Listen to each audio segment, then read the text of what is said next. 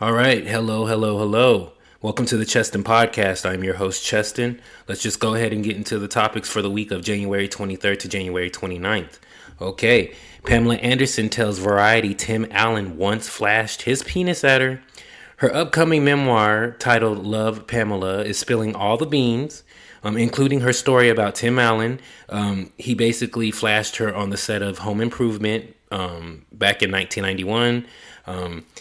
Pamela Anderson, she says that on the first day of filming, she walked out of her dressing room and Tim Allen, was in the hallway in his robe. He opened his robe and flashed her quickly. He was completely naked underneath. This is what Anderson is saying, Pamela. And she goes on to say that Allen told her it was only fair that he did so because he had seen her naked, referring to her first Playboy cover in 1989.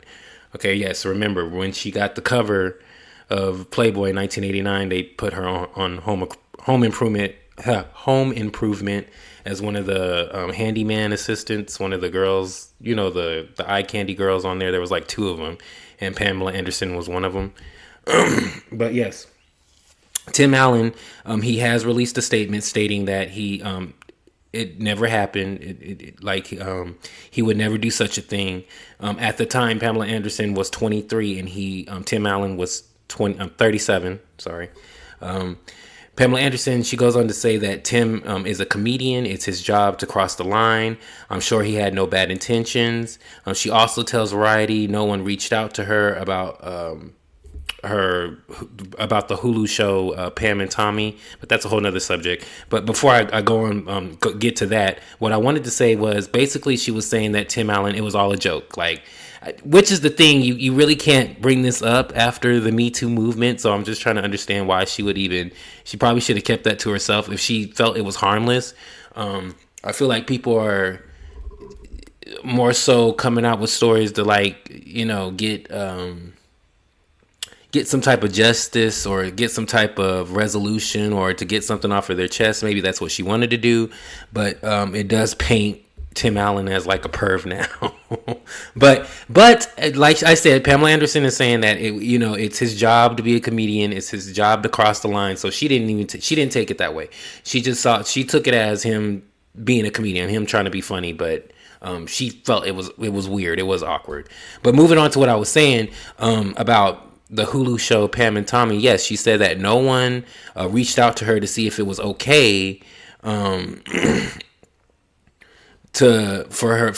basically not even if it was okay, but just to see it's her story. So yes, I take that back. So yes, to get an okay, but I guess not. And you got to keep in mind that most of the producers on Pam and Tommy are males, and they are led by Seth Rogen. Okay, so that like shocks me that Seth Rogen would do something like that. But okay, keep on going. Her memoir that's being released, it covers her childhood home life, past sexual abuse, relationships with boyfriends and husbands, and her career, basically. And side note, this is one thing I wanted to bring up that I didn't even know. Pamela Anderson, she dated Mario Van Peebles.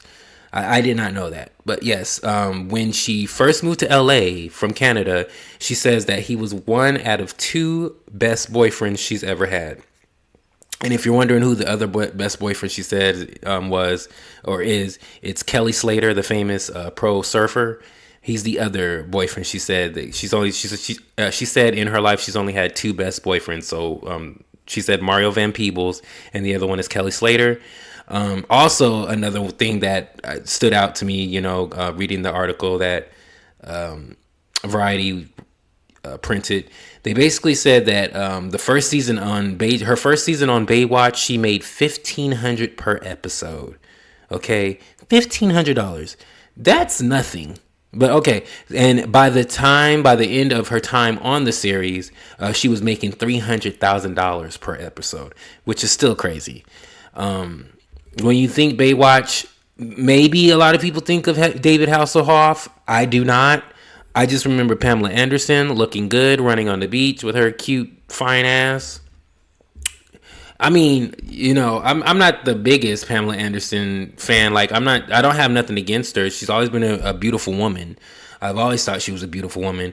I feel like, she's the mother, and her sons were like Carmen Electra, Jenny McCarthy. All them girls were trying to get down that look, that aesthetic that Pamela Anderson made popular in the 90s. Like, she definitely was the Marilyn Monroe of the 90s. Like, and she still is popular. I mean, you know, Pamela Anderson she's a pop culture icon, really. I mean, if we're going to keep it real, I just can't believe that she was making that much on Baywatch. But you got to keep in mind, in the 90s, there was a lot of bad deals that were being signed. Record deals, TV deals, just a lot of bad deals that were being signed.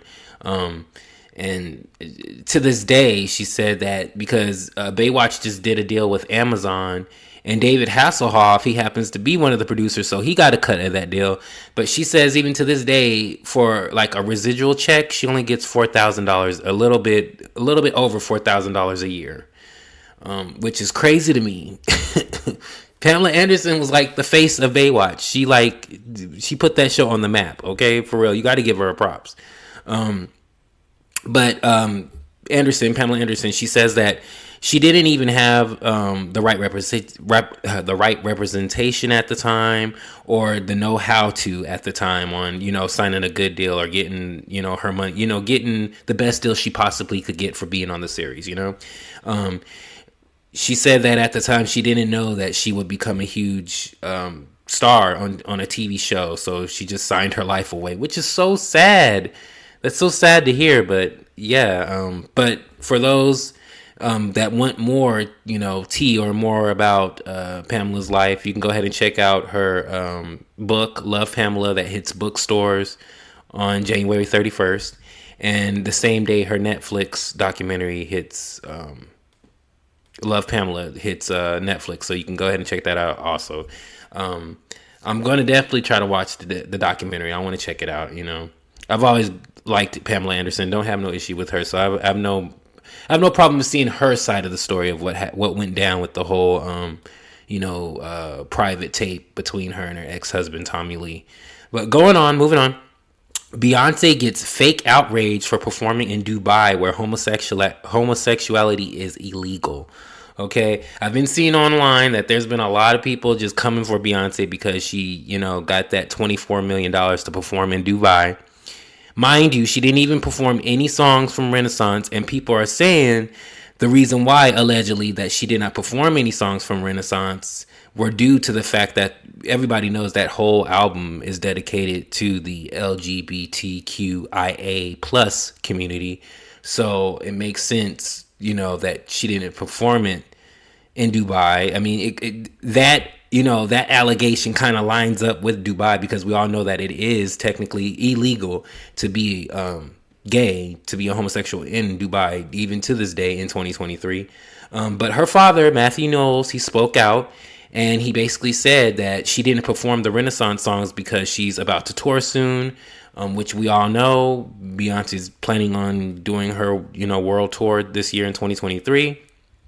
And yeah, I mean, I don't see what the fake backlash is. I don't like that Beyonce is getting so much backlash for anything she does now. It seems like what I'm getting from it is because she's been so consistently relevant for so long, people are starting to get tired of her, and people are starting to just pick at her and make up little things. It's kind of annoying. I don't see what's the big deal. Beyonce is a performer. She got, that's what she does. That's what she gets paid to do. So if somebody wants her to perform at a private event for $24 million, she should be able to do so without anybody, commentating or speculating anything behind that. All right, now to the next story. The New York Post reports Madonna's biopic has been scrapped as the pop icon preps for her world tour. Now, her biopic, has been scrapped at Universal and no longer in the pre-production stage. If you remember, Julia Garner, she's from the show The Ozarks, and she also played that Anna Delvey, that scammer that scam, like the high social class elite in New York City. She played her in that Inventing Anna series on Netflix, which is so freaking good. If you have not watched it, you need to watch it because that is so good. But anyways, back to this. That girl that played Anna Delvey in the Inventing Anna series, Julia Garner, that is her name. She was offered the starring role to play Madonna, so she was set to play Madonna in this biopic. Okay, she beat out other actresses after attending a boot camp like session. So meaning they had them dancing and singing for hours. Why I don't know, when they're gonna have them lip syncing over to Madonna's tracks and stuff, but I guess Madonna's probably trying to see who can, be the best authentic version of her, or who it comes natural to. I don't know Madonna's process, but like I said before, they had the actresses attend like a boot camp like style sessions. Basically had them sweating for the role, really like prepping for the role. But anyways, Madonna was set to direct, and she even wrote the script saying, quote unquote, "I've had an extraordinary life. I must make an extraordinary film." I heard that, sister. That makes perfect sense. She was quoted saying that back in July 2022, but sources say she will someday make the film, but the tour is her like core focus right now. Like that's what she's focused on, is doing this celebration tour, celebrating over 40 plus years in this business, so 4 decades. That's her focus on, which makes sense. Madonna is 64, so she kind of does have to focus on one thing at a time, to give all her energy into it. But they're saying as soon as she's done, with the tour, she's going to go ahead and focus back on this biography, which I'm really excited about. I think Madonna is definitely going to show her truest version of her life through her eyes, honestly. And I'm excited to see that, because I know there's so much she wants to show her fans and audience, in the world. But anyways, keep on going on. There was a fallout. This is allegedly, there was a fallout with Universal over the script. They did not like the script that she wrote. They wanted it to be poppy and light. Okay, but Madonna wants something much grittier. So she, wants to show all the ugly, the good, the bad, and the ugly. Sounds like Universal wants like a nice little clean version of her life, but Madonna wants to show you the explicit version. Sorry. But there's sources are saying that she would rather go, to another studio than change the script. So she's keeping the same writers, but she will recast if actors chosen aren't available. So hopefully, I really hope she gets to do this biopic. But I know that she's focused on this tour that is like doing very well. Her tickets have been selling, so meaning that people are planning on going to see her, on the dates that she put out. So, but I hope, as soon as she's done, she does, continue this and finishes this this biography, because everybody's coming out with a biography right now. Everybody that was in the 80s, it makes sense. We just got Whitney Houston's I Want to Dance with Somebody. They're about to do Michael Jackson's. It's like, it makes perfect sense. And somebody needs to do Prince's. Okay? For real. But moving on. Paris Hilton welcomes her first child with her husband. She revealed on January 24th that she had a baby boy. Her mother, Kathy Hilton, she stated previously that Paris was getting pregnant. She had struggles getting pregnant. I'm sorry.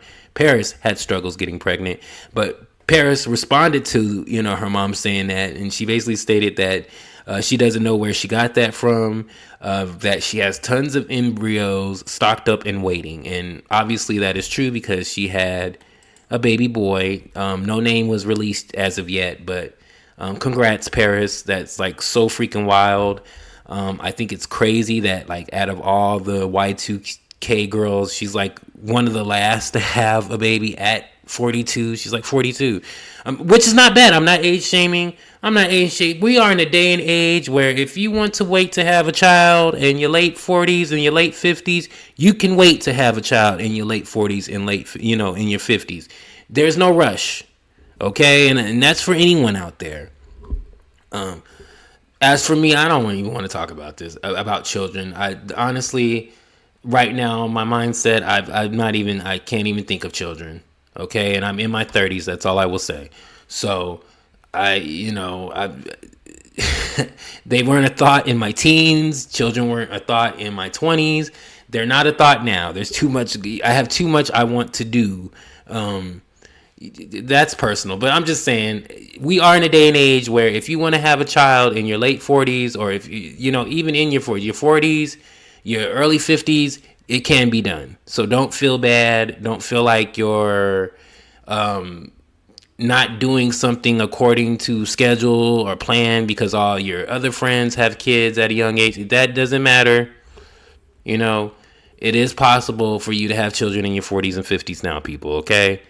Just saying. So I'm just saying, congrats to Paris. She did what worked for her. And oh my God, and it hits me because Paris was like, when I was in high school, Paris Hilton was like the girl. Okay, so it's like seeing her have a kid. Once again, that's personal. I'm gonna go ahead and move on. All right, moving on. Page 6 reports Britney Spears is not in danger. Police say after fans call for a wellness check. I'm tired of this. Leave that girl alone. Ventura County Sheriff's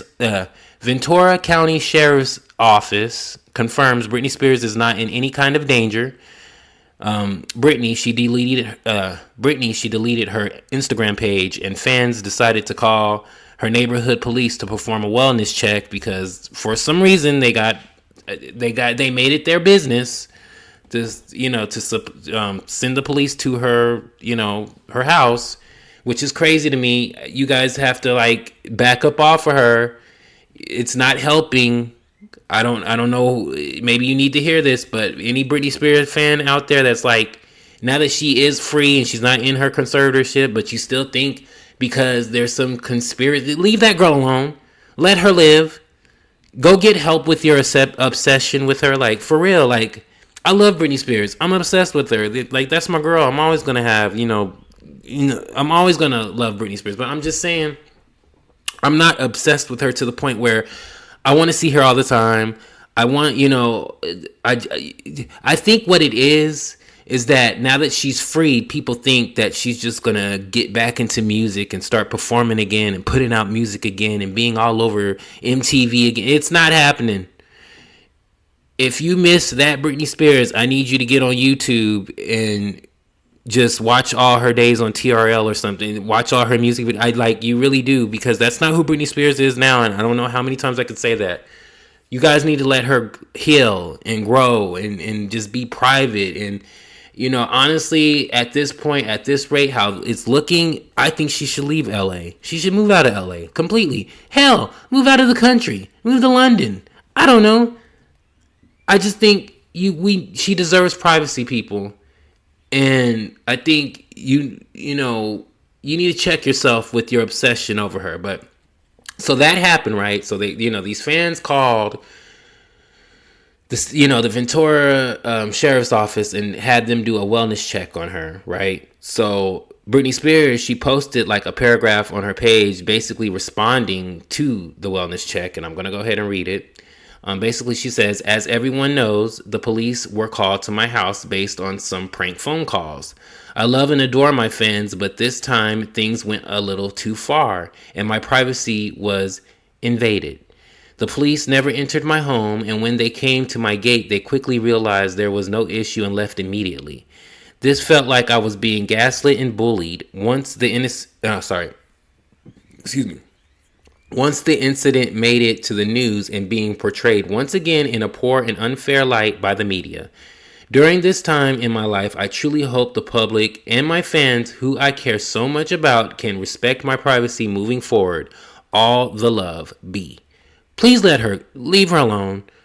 Just let Britney Spears, just please, don't be worried about that girl. That girl is a grown woman. She's free. She's married. She's safe. Just let her live, please. Okay, moving on. Page 6 reports Amy Robach and TJ Holmes are out at ABC after scandalous affair, was all over the place. I know I've been reporting on this story too. The two co-hosts, the two co-anchors from Good Morning America, I've been posting about them. I've been not so much posting, but been speaking about this situation in previous episodes of this season 1. And basically this is the outcome of that, of me, doing all those updates. So basically we know for sure now, ABC has let Amy Robach and TJ Holmes go on Friday afternoon on January 27th. ABC confirmed the pair signed exit agreements and sent an email to staff announcing their departure from the network. They will both receive contract payouts, but both could be looking at filing a lawsuit against ABC. So, I mean, we'll see if they sign, if they sign their exit agreements. We'll see about that lawsuit. Honestly, it was sloppy. It was messy. If you've been following up with the investigations, TJ Holmes was just hooking up with everybody behind the scenes, basically all the producers, all the, the people that worked behind the scenes at Good Morning America. He had like more than 4 or 5 affairs, and that's excluding Amy Robach. I mean, just based off of that and how sloppy, it got, how it was just all over the place. I think it did not make ABC look good, and I think they made the right decision in parting ways with both of them, actually, Amy Robach and TJ Holmes. I think people were starting to watch the show when they were on there for the wrong reasons once that story came out. So I think they felt like it was a distraction. I mean, I could see that. So they let him go.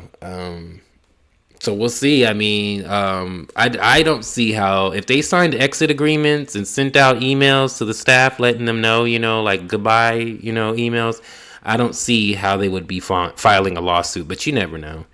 People find their own reasons and, for what, doing something. So we'll see. I mean, if they do that, I probably will follow the story. But I mean, this is basically the end of the story. We got the solution to the, to everything that happened. They felt like it was best to part ways with both co-anchors. So, all right, that was all the topics for this week. Make sure you subscribe, share, and like on Apple Podcasts, Amazon Music, Spotify, and YouTube. Make sure to follow the Cheston Podcast on Instagram, Facebook, and Twitter. Take care of yourself. Take care of each other. A new episode will be uploaded next Tuesday. Thank you. Peace.